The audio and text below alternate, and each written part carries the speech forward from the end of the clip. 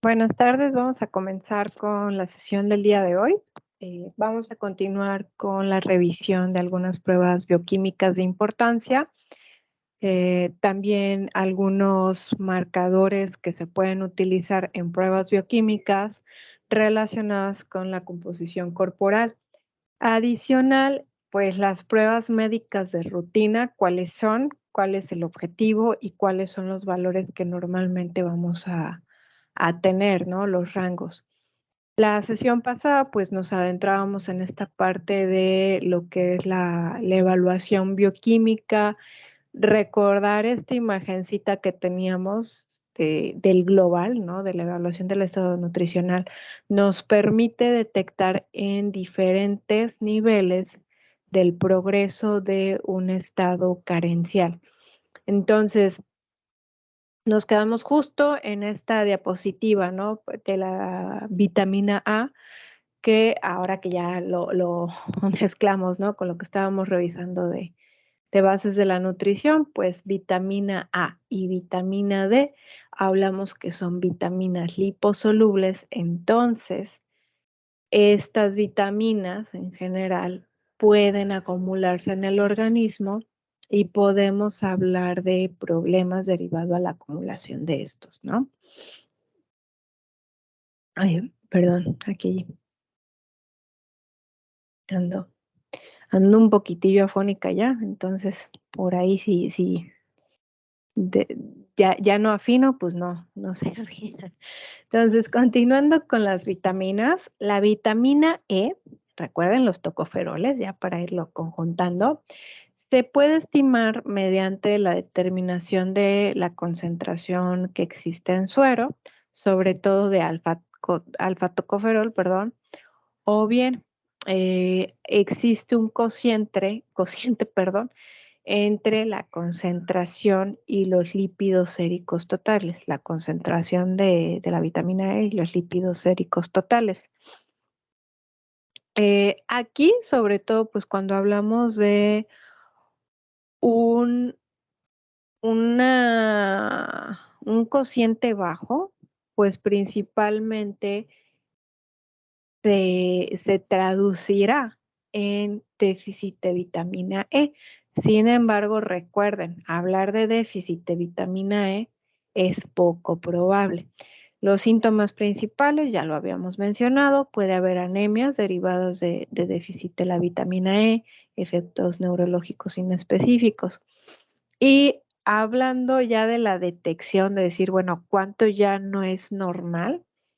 En los adultos hablamos de que es un déficit cuando las concentraciones de alfa-tocoferol son inferiores a 5 microgramos sobre mililitro. La toxicidad de la vitamina E es rara, pero es importante porque cantidades elevadas pueden dar lugar a un riesgo importante de hemorragia, sobre todo, pues, ¿qué puede pasar? Si el paciente está en tratamiento con anticoagulantes, eh, el riesgo se incrementa, ¿no? Y esto puede ser mortal. Ingestas, por ejemplo, de más de 1000 miligramos por día se consideran de peligro por esta situación de la hemorragia. En cuanto a la vitamina K, principalmente se puede estimar esta vitamina mediante la determinación del tiempo de protrombina y el tiempo de protrombina se utiliza para valorar la vía común de la cascada de la coagulación sanguínea. La vitamina K, recuerden que es muy importante para la síntesis de factores de coagulación y también conjuntándolo con hablar de propiedades de esta vitamina K, recordemos que hablar del déficit es poco probable porque una fracción se sintetiza gracias a la microbiota intestinal, aparte de que está presente en múltiples alimentos. Recuerden que hay formas naturales y sintéticas. La vitamina C se puede valorar mediante la determinación de la concentración sanguínea del ácido ascórbico, donde, por ejemplo, si los valores son inferiores a 6 miligramos sobre decilitros o bien 34 nanomoles sobre litro, se puede analizar este resultado como sugestivo de deficiencia, ¿no? Y cuando el valor se encuentra por debajo de los 2 miligramos sobre decilitro, pues ya estamos hablando propiamente del déficit. Los déficits son pocos frecuentes en los países desarrollados, salvo que hablemos de restricciones dietéticas severas impuestas por el propio individuo. Es que sí, les comentaba en la clase de los de primer cuatri, el escorbuto, pues normalmente lo detectaban en los marineros, pero no era como que el marinero dijera, bueno, me voy a ir a alta mar y ya vivo la vida loca. No, realmente, pues en el mundo actual sería por seguir alguna dieta de moda, realmente. Y pues los síntomas, recordemos que se caracterizan por sangrado de encías, los dientes se caen fácilmente. También podemos mencionar una mala cicatrización y pues el riesgo de las hemorragias, pues, sobre todo que pueden ser mortales.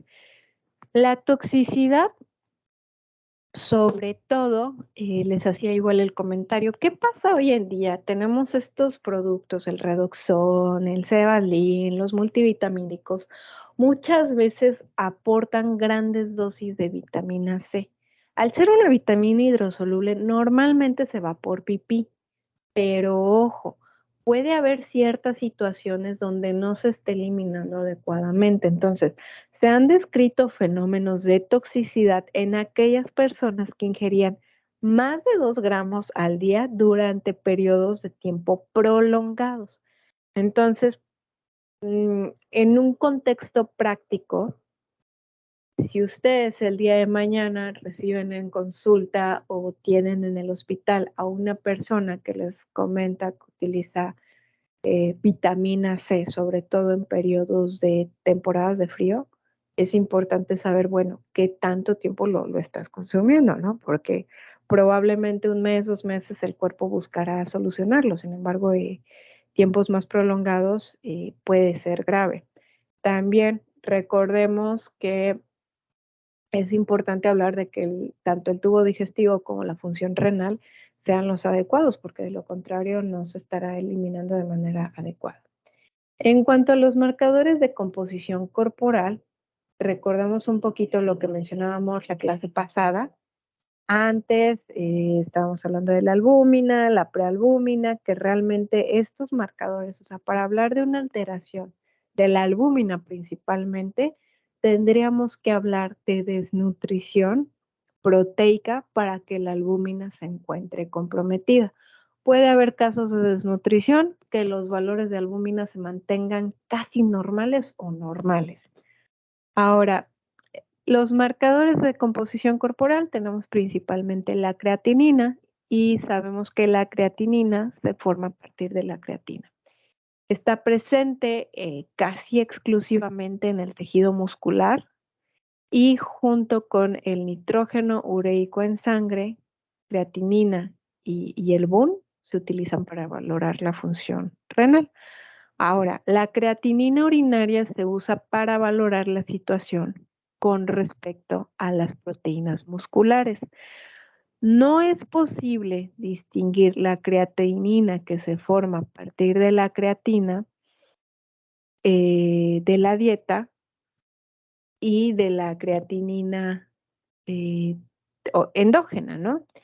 Entonces, cuando un individuo está sometido a una dieta en que esté restringida la ingestión de carne, estaremos mencionando que la cantidad de proteína muscular será directamente proporcional a la cantidad de creatinina excretada. ¿Por qué? Porque se está controlando de origen dietario.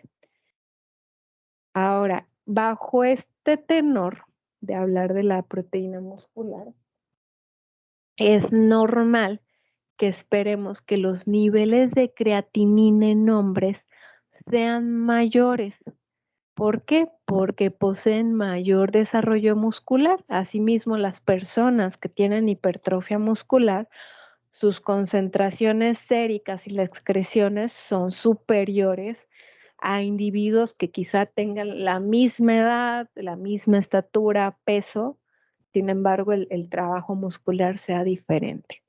La excreción diaria de creatinina siempre será variable por pérdidas que se producen también al sudor, la ingestión, el desgaste, ¿no? Ahora, la creatinina, ojo aquí, recuerden que dentro de las pruebas de orina, pues está el examen general de orina, que es bastante fácil de obtener porque es una muestra chiquita, pero para poder determinar la creatinina y relacionarlo con la composición corporal, nos debemos de valer del análisis de orina de 24 horas, es decir, recolectar toda la pipí de un día, que pues es fácil de obtener, sin embargo es bastante latoso, aparte de que la muestra debe estar correctamente almacenada. Otra prueba, otro marcador que tenemos para evaluar la composición corporal es el equilibrio del nitrógeno, donde pues principalmente se utiliza en investigación, ¿no? ¿Por qué? Porque busca estimar la relación entre el aporte del nitrógeno por fuentes exógenas, por ejemplo, lo que ingresa por vía oral o si está el paciente con nutrición enteral o parenteral, y la eliminación de los compuestos nitrogenados, es decir, lo que se está eliminando en pipí, en popó, a través de heridas, ¿no? Y otras fuentes de nitrógeno. Ya es bajo situaciones muy puntuales. Tenemos otros marcadores importantes que, ojo, aquí no son de composición corporal, precisamente, y que tampoco son exclusivos cuando hablamos de la evaluación del estado nutricional, o sea, que tengan una relación directa derivada de la dieta, como puede ser marcadores indicativos de anemias. Sabemos que la mayoría de las anemias prevalentes son de origen dietario, mas no es exclusivamente por este origen. También existen marcadores indicativos de problemas de dislipidemias o riesgo cardiovascular de la misma forma. Algunos son de origen dietario, sin embargo, muchas veces el componente genético tiene una carga muy fuerte y tenemos marcadores indicativos de diabetes mellitus que la misma situación tenemos eh, origen, ¿no? Autoinmune, como es el caso de la diabetes tipo 2, origen por muchos factores, donde ahí sí entra la alimentación y el estado de nutrición, como es la diabetes tipo 2, o podemos hablar que es resultado de un proceso fisiológico como es el embarazo en la diabetes gestacional. Tenemos diferentes pruebas médicas de rutina, no son específicas para la evaluación de nutrición. Sin embargo, la información que nos dan son muy importantes, la información es muy importante para nosotros. Por ejemplo, tenemos pruebas para evaluar y supervisar el riesgo a enfermedades crónicas. La medición de los lípidos en sangre informa sobre la salud cardiovascular, y, por ejemplo, el síndrome metabólico implica una serie de factores de riesgo metabólico, como es el caso de las dislipidemias, la hiperglucemia, acompañado de hipertensión, que aumentan la posibilidad de enfermedades cardíacas. Para el diagnóstico del síndrome metabólico es importante que el paciente posea características, tal es el caso de obesidad central, más dos o más de los siguientes factores, como es nivel elevado de los triglicéridos, o bien que ya se encuentre con un tratamiento farmacológico en curso, un nivel reducido del colesterol HDL o el colesterol bueno, o bien que ya esté en un tratamiento en curso para el desequilibrio. que tenga cifras por encima de 140/90 o bien que esté en tratamiento en curso para la hipertensión previamente diagnosticada. Lo mismo para los niveles de la glucosa plasmática. Eh, Ojo aquí, principalmente diabetes tipo 2. En cuanto a los criterios, pues bueno, aquí, ojo, se los adelanto, ¿no? Quizá no sea la materia donde se ahonde, porque ya sería como hablar del padecimiento, pero ojo aquí. Dependiendo la entidad o el organismo que ustedes consideren para diagnosticar la diabetes, perdón, el síndrome metabólico, serán los criterios, porque pueden observar, aquí tenemos la tabla, donde nos coloca en la columna de criterio los diferentes parámetros que se consideran y tenemos en las otras 3 columnas las entidades, organizaciones, organismos. Por ejemplo, la Federación Internacional de Diabetes, el consenso de ATP, una disculpa, y dice 2, es el ATP3, y los criterios de la Organización Mundial de la Salud. Sí, si bien semejan, hay ciertas variaciones. Tal es el caso, pueden observar que en la circunferencia de cintura, que es la primer fila que tenemos dentro de los criterios, tanto la Federación Internacional de la Diabetes como el consenso de ATP consideran la circunferencia total. Sin embargo, en el caso de la Organización Mundial de la Salud, lo considera con base a la relación circunferencia-cadera. No habla tal cual o no lo considera a partir de una circunferencia, sino de la relación, junto con el índice de masa corporal. Para el caso de los triglicéridos, nuevamente entran en concordancia los criterios de la Federación Internacional de Diabetes y del consenso ATP. La OMS lo considera, pero aquí nos da otras posibilidades. Que estén los triglicéridos altos o bien el colesterol de alta densidad se encuentre por debajo de 35 miligramos en hombres o por debajo de 40 miligramos sobre decilitros en el caso de las mujeres. Y ojo aquí, Federación Internacional de Diabetes y Consenso ATP3 para las cifras del colesterol de alta densidad son un poquito más, tienen el criterio más, pues elevado, ¿no? Están pidiendo cifras de colesterol de alta densidad más por encima. Recordemos que este colesterol es protector. En cuanto a las cifras de presión arterial, tanto de la Federación Internacional de Diabetes como el consenso de ATP son semejantes, muy diferente para el caso de la Organización Mundial de la Salud, que ya lo considera a partir de 140/90 o bien que se encuentra en tratamiento.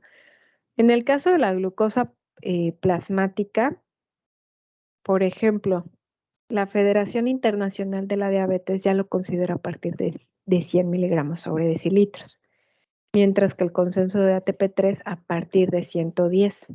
Asimismo, la OMS o bien la OMS incluye lo que son mediciones de glucosa postprandial por encima de 140 miligramos sobre decilitros. Y para el caso de de poder establecer el diagnóstico, la Federación Internacional de Diabetes dice, ok, será cuando hablemos de un paciente que tiene obesidad abdominal más 2 de los 4 criterios restantes, es decir, triglicéridos, colesterol, presión arterial y la glucosa. El ATP dice, ok, hablaremos de síndrome metabólico cuando tengas 3 o más criterios, sea cual sea, porque yo puedo tener un paciente que a lo mejor los triglicéridos, el colesterol elevado y el colesterol HDL no esté en cantidades adecuadas y la glucosa plasmática esté elevada, pero quizá la circunferencia de cintura no se encuentre alterada. Entonces, 3 o más criterios. Asimismo, la OMS Y la OMS todavía nos da por ahí un criterio extra de lo que es el valor de la excreción urinaria de la albúmina, o bien la relación albúmina-creatinina dentro de sus criterios. Dentro de lo que es la clasificación de los valores normales de las lipoproteínas, lo ideal es que el colesterol total se encuentre por debajo de 200, el colesterol de alta densidad, independientemente si se es hombre o mujer, cualquier cifra por encima de 60 se considera óptimo, mientras que el colesterol de baja densidad o el que llamamos malo se considera ideal cuando se encuentra por debajo de 100 miligramos sobre decilitros. Los triglicéridos se consideran adecuados cuando estén por debajo de 150 y la lipoproteína por debajo de 14. Ojo aquí, y esta es una recomendación que siempre deben de tener en consideración.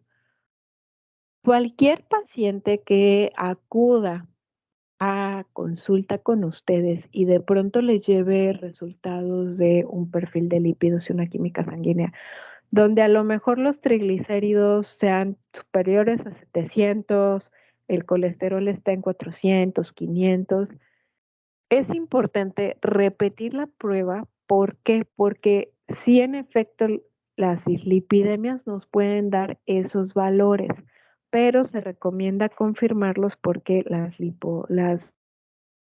lipidemias de origen genético te dan esos valores. Entonces es como para posteriormente derivarlo con el médico y hacer más pruebas específicas y decir, ok, pues tienes esta característica que en tu genética desgraciadamente te pone en desventaja porque los valores eran siempre elevados. En cuanto al metabolismo de la glucosa, recordemos que la diabetes principalmente es una alteración que se caracteriza por la elevación de glucosa en sangre a consecuencia de alteraciones en la secreción de la insulina, en su acción o una mezcla. Entonces, para poder supervisar el control de una persona sobre este padecimiento hay 3 pruebas: una glucosa en ayuno o una glucosa al azar, independientemente de si hay o no ayuno. Una hemoglobina glucosilada, que aquí esta prueba se sugiere porque considera la vida media de los eritrocitos, más o menos desde 120 días. Entonces, esta prueba es muy importante porque refleja el control en este lapso y se sugiere monitorear este valor 2 veces al año. Y también se puede hacer mediante la fructosamina sérica, sobre todo que evalúa el control en mediano plazo, es decir, de 2 a 3 semanas, mide las proteínas séricas glucosiladas y un valor adecuado sería entre 1 a 2% de las proteínas totales. Entonces lo vamos a observar aquí en detalle principalmente. Pueden observar aquí que podemos tener 3 situaciones. Cualquier persona que tenga un valor de glucosa por debajo de 100 miligramos sobre decilitros es una persona que tiene cifras de glucosa normal. No nos alarmamos, está bien, no es indicativo de absolutamente nada. Cualquier persona que tenga un resultado entre 100 y 125, podemos decir que es una persona que ya está presentando problemas de resistencia a la insulina. ¿Por qué? Porque la glucosa en ayuno se encuentra alterada. Y para cualquier persona que tenga un valor de glucosa en ayuno de 126 o más, pues ya es una persona que consideraríamos que cursa con diabetes. En cuanto a la glucosa postprandial o también la glucosa casual, aquí van a encontrar un poquito de diferencia respecto a lo que teníamos de las tablitas de la OMS. Normalmente se considera a partir de 200 miligramos sobre decilitros o más. Y ojo aquí, si quieren ser todavía más piquis, es decir, más quisquillosos, pues si de pronto la glucosa postprandial es por encima de 140, decimos, a ver qué está pasando aquí. ¿no? Ya es una persona que identificamos nosotros que está en riesgo. Los valores de la hemoglobina glucosilada, pues lo ideal es que se encuentren entre 5 a 7%. Ahorita les diré el por qué el 7%. Valores, por ejemplo, de un 13 a un 20%, lo que nos están diciendo es que el paciente tiene muy mal control de los niveles de glucosa. Y les decía de 5 a 7% porque esta meta se va adaptando a la edad. Sobre todo las personas, los adultos mayores, pues todavía podríamos considerar aceptable un valor de 6.5, 7 aproximadamente. Y otro detalle aquí importante, les decía 120 días que tiene el eritrocito, o sea, para que yo quisiera ver un cambio, al menos debo de esperarme 4 semanas para observar una disminución, más lo ideal sería esperar los 3 meses. Ahora, tenemos las pruebas de la medición de la glucosa, de la curva de tolerancia oral a la glucosa, donde el paciente acude en ayuno y se da una solución de glucosa nidra que debe de tomar en un lapso de 5 minutos y pues bueno, se van haciendo mediciones posteriores. Entonces, aquí ya el valor final, si el paciente se encuentra por debajo de 140, podemos hablar de que su glucosa poscarga se encuentra normal. Si el valor se encuentra entre 141 y 199, hay una intolerancia a la glucosa y cualquier valor superior a 200, pues hablamos de diabetes mellitus tal cual. Ahora, en el caso de la diabetes gestacional, pues aquí es importante sobre todo que se hagan 2 pruebas en una, al inicio del embarazo para descartar cualquier alteración y en la semana 24 a la 28 para descartar completamente diabetes gestacional. Si la paciente cursó con diabetes gestacional, es súper importante que entre semanas 6 y 12 posparto se corrobore cuál es el estado de la glucemia, porque muchas veces el 50% de las mujeres continúa con la diabetes, o sea, se queda instaurada.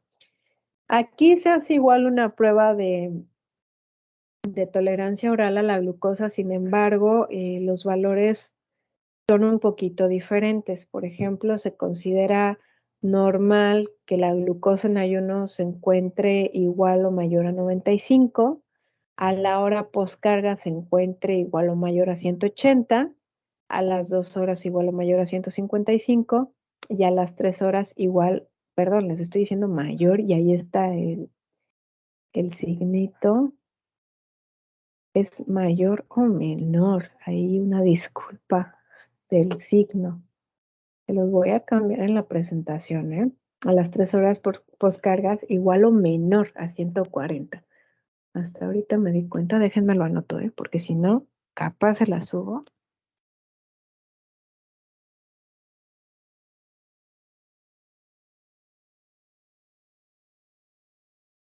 Continuamos. Ahora, en cuanto a las funciones tiroideas, la mejor manera de evaluar el funcionamiento de la tiroides es pues a través de la tiroxina y de la triiodotironina, o bueno, T3 y T4 en sangre en su forma libre. La secreción de las hormonas por parte de la glándula tiroides, pues principalmente se regula por la hormona estimulante de tiroides, que pues hay un mecanismo de feedback. Entonces, por ejemplo, si se detectan niveles bajos de T3 y T4, llega el mensaje al hipotálamo, el hipotálamo avisa a la hipófisis y la hipófisis estimula a la glándula tiroides para que se produzcan, ¿no? O igual, el cuerpo detecta, el hipotálamo detecta que ya hay niveles elevados o están ok de T3 y T4, avisa a la hipófisis que deje de estimular a la tiroides. Entonces, es necesario evaluar por esta situación de que se regula por la vía hipotálamo hipófisis tiroides, es necesario evaluar varios parámetros. Y también, pues existen diferentes pruebas, ¿no? Aparte de la sangre, pues se puede hacer la medición de la determinación de la captación tiroidea de yodo radioactivo, hacer un ultrasonido, hacer pruebas de rayos X, muchas pruebas. Sobre todo es importante porque hay problemas tiroideos de origen primario, es decir, que es una falla propia de la glándula tiroides. O bien podemos hablar de problemas secundarios, porque a lo mejor el hipotálamo, la hipófisis están teniendo alguna alteración, donde estaríamos diciendo secundarios terciarios, o bien pues alguna otra situación. Entonces, podemos medir el valor de la hormona estimulante de la tiroides en suero, donde en el caso de que la TSH se encuentre elevada, podemos sospechar de un hipotiroidismo primario. ¿Por qué? Porque la TSH se tiene que producir más para poder estimular a la tiroides. Entonces la tiroides es la que está fallando un poquito. También medir los niveles de estimulación de TSH y aquí pues principalmente se hace por medio de isótopos radioactivos, ¿no? Se administra TSH radioactivo para conocer cómo está la incorporación del yodo. Ya sería revisar un poquito de base cómo es la parte de la fisiología de la producción de las hormonas tiroideas para que lo tengan como más en claro. Ay, perdón, les digo que ando ya medio mormadita. Déjenme tomo tantita agua.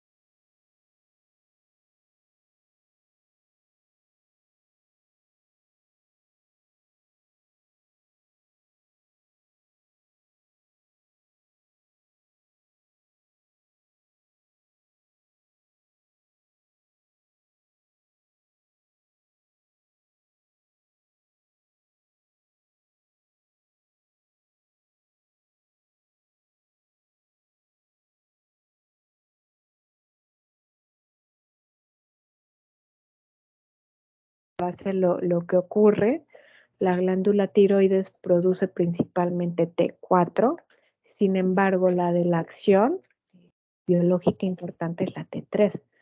Ya en el cuerpo, pues gracias a las desiodasas se transforma en la T4. Entonces, si de pronto por ahí se encuentran mucha T4, es decir, que no está perdiendo el yodo para transformarse en T3, pues ahí alarma, ¿no?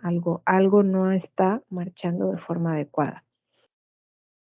Igual podemos medir la T4 libre en suero, el índice de T4 libre, asimismo la T3 libre en suero, o cómo está la captación de T3. Entonces ya son como ciertas situaciones específicas para detectar en dónde está el fallo. Incluso observen, aquí podemos hacer la medición de la globulina transportadora de tiroxina para saber si el problema es que no está llegando adecuadamente, no hay quien lo esté transportando. Y en el caso de anticuerpos, sobre todo cuando hablamos de hipotiroidismos, es importante hacer la medición de anticuerpos, el anticuerpo antitiroglobulina y el anticuerpo antimicrosomal para saber, pues bueno, confirmar sobre todo la tiroiditis de Hashimoto, que es la alteración principal o la que encabeza la lista de problemas de hipotiroidismo. Otras pruebas que tenemos, bueno, ya yo creo que todos hemos pasado por estas pruebas en algún momento, por diferentes situaciones. Por ejemplo, la química sanguínea, que incluye una batería de análisis de sangre que refleja parámetros de metabolismo y de funcionamiento tanto hepático como renal.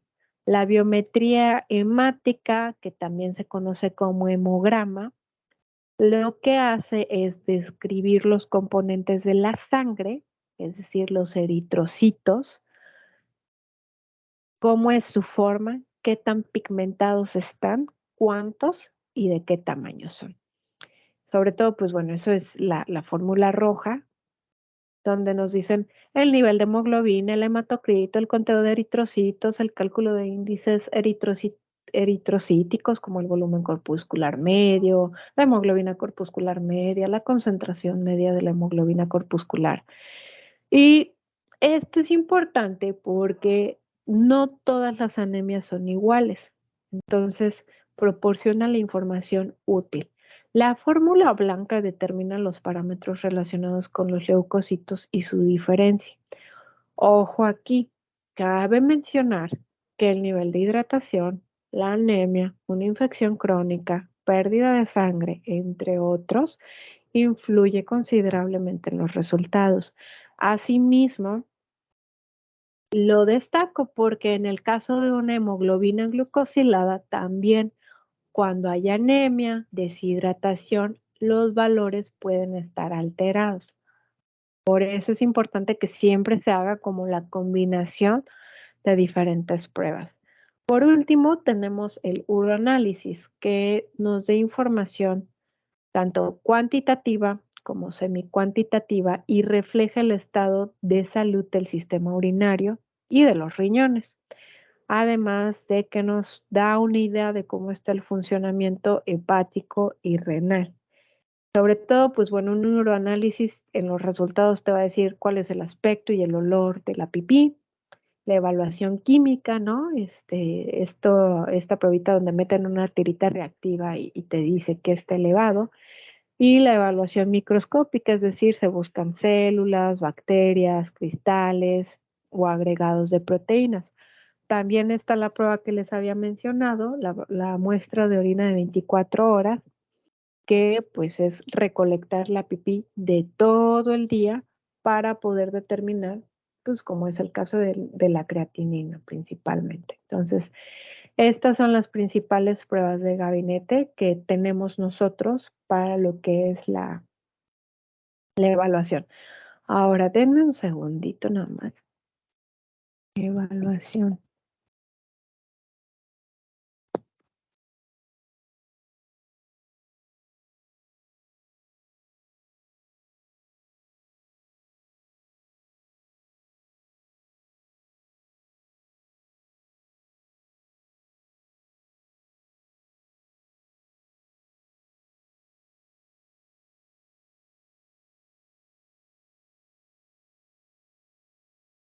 Este no era.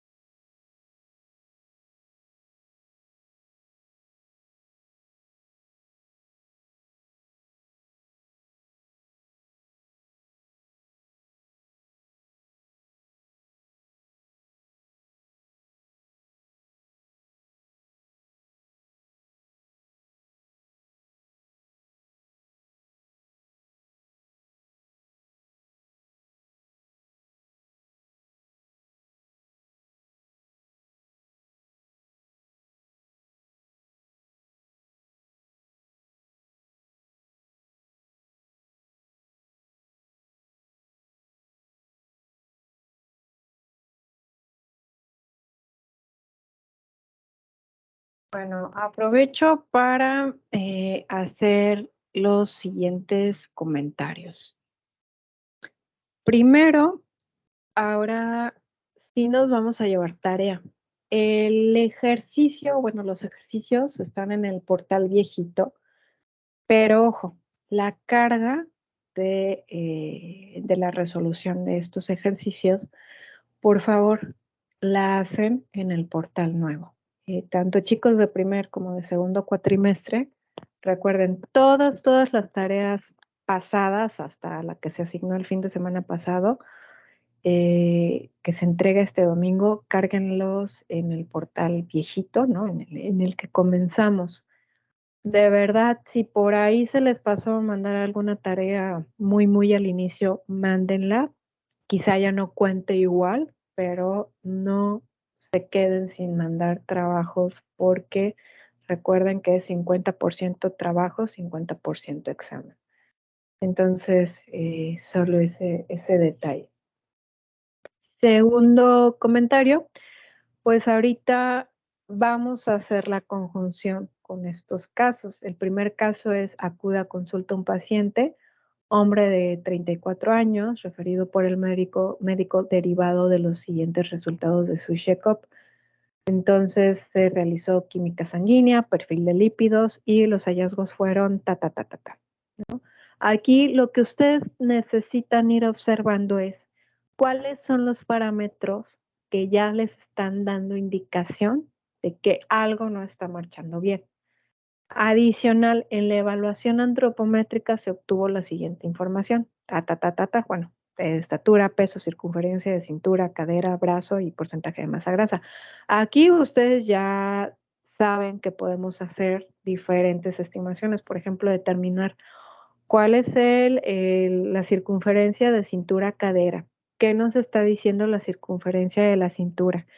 Determinar en qué percentil se ubica la circunferencia de brazo. ¿Qué me está diciendo ese porcentaje de masa grasa? Incluso determinar en qué percentil se está encontrando ese porcentaje de masa grasa. Entonces, aquí la pregunta es, ¿qué diagnóstico podría emitir con dicha información antropométrica y bioquímica? Es muy importante que sus resultados, sobre todo de las operaciones como el IMC, el ICC, agreguen las fórmulas, incluso en los percentiles, por ejemplo, aquí la circunferencia de brazo. Si lo colocan, no sé, en percentil 50, ¿por qué? Y colocar a lo mejor entre paréntesis.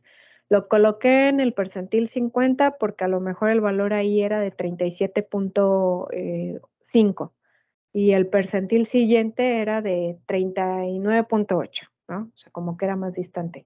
Toda esa información justificarla lo más que puedan y llegar a la conclusión. Con base a los resultados de la evaluación antropométrica, se identificó que el paciente tiene, bueno, se está evidenciando que el paciente tiene un problema, voy a decir cosas al azar, no apegándome aquí. El paciente tiene un problema de peso, evidenciado por un por un valor elevado en el índice de masa corporal, y también los índices de la circunferencia de cintura, la circunferencia de cadera, el ICC, están evidenciando que existe un riesgo cardiovascular elevado.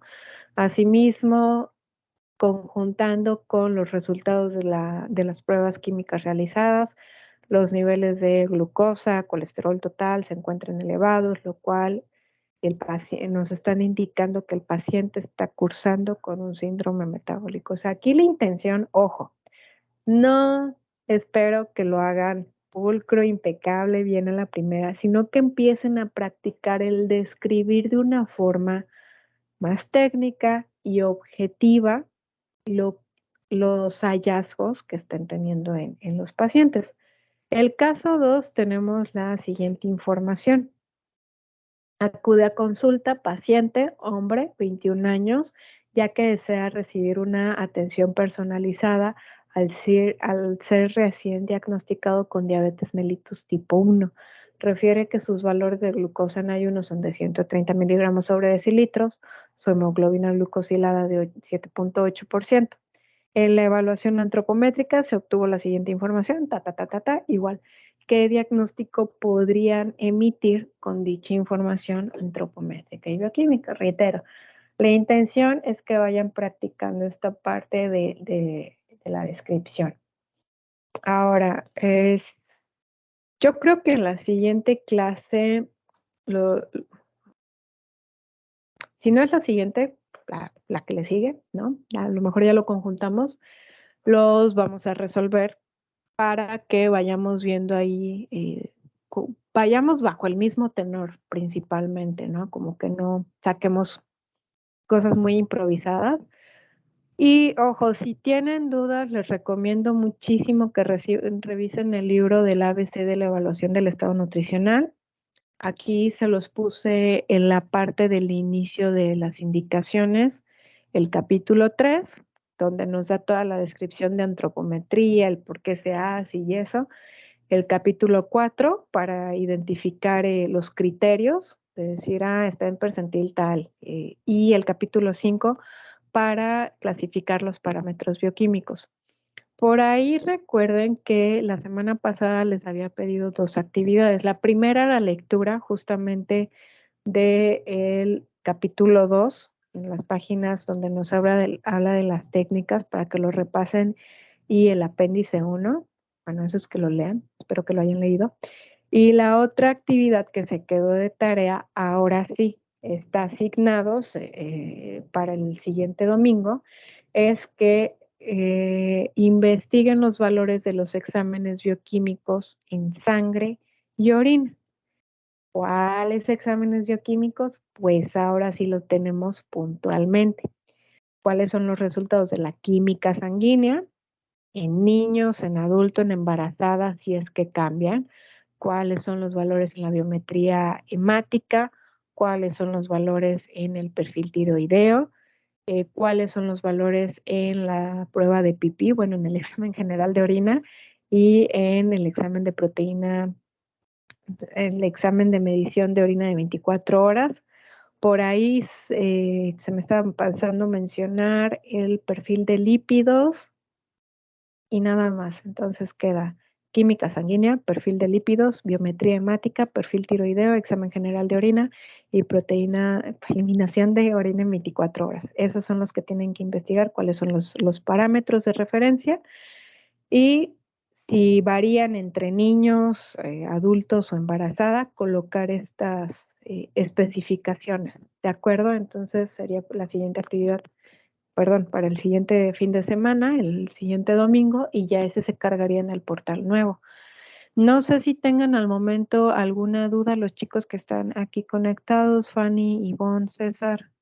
Por ahí estaba Liz, pero ya se nos fue.